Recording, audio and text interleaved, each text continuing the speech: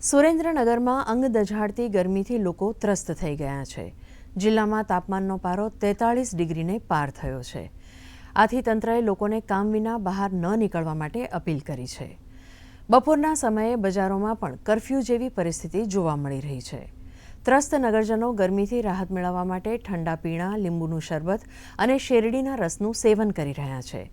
લોકોને સ્વાસ્થ્યની સાચવણી કરવાની આરોગ્ય વિભાગ દ્વારા અપીલ કરવામાં આવી છે। નગર જિલ્લામાં છેલ્લા 2-3 દિવસથી સતત 42-43 ડિગ્રી જેટલું તાપમાન રહે છે અને આ હીટવેવનો બીજો તબક્કો છે કે જેને ઓરેન્જ કહેવામાં આવે છે અને એના અનુસંધાને ફરીવાર લોકોને અપીલ કરવામાં આવે છે કે ખાસ કરીને જે વૃદ્ધો છે, નાના બાળકો છે, એ લોકોએ અનિવાર્ય સંજોગો હોય અને કામ સિવાય બહાર નીકળવું નહીં, નહીંતર હીટ સ્ટ્રોક છે એ આવી શકે છે અને એમને શારીરિક મુશ્કેલી પણ પડી શકે છે। સવારના 11 વાગ્યાથી સાંજના 6 વાગ્યા સુધી રસ્તાઓ સુમસામ દેખાય છે। લોકો કામ સિવાય બહાર નીકળતા નથી। છેલ્લા ઘણા વર્ષોથી સુરેન્દ્રનગર જિલ્લામાં જોવા જઈએ તો ટેમ્પરેચર ગુજરાતમાં પ્રથમ નંબરે જ હોય છે।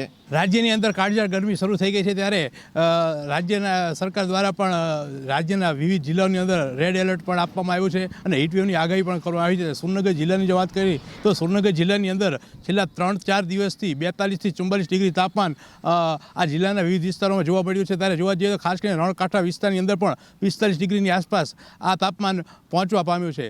સવારના 11 વાગ્યાથી જોવા જઈએ તો 11 થી સાંજના 5 વાગ્યા સુધી રોડ પર સુમસામ જોવા પણ મળી રહ્યા છે। સાથે સાથે રાજ્ય સરકાર દ્વારા અને જિલ્લાના વહીવટીતંત્ર દ્વારા પણ લોકોને બહાર ન નીકળવા માટે પણ અપીલ કરવામાં આવી છે। બ્રિજેશ ત્રિવેદી, દૂરદર્શન સમાચાર, સુરેન્દ્રનગર।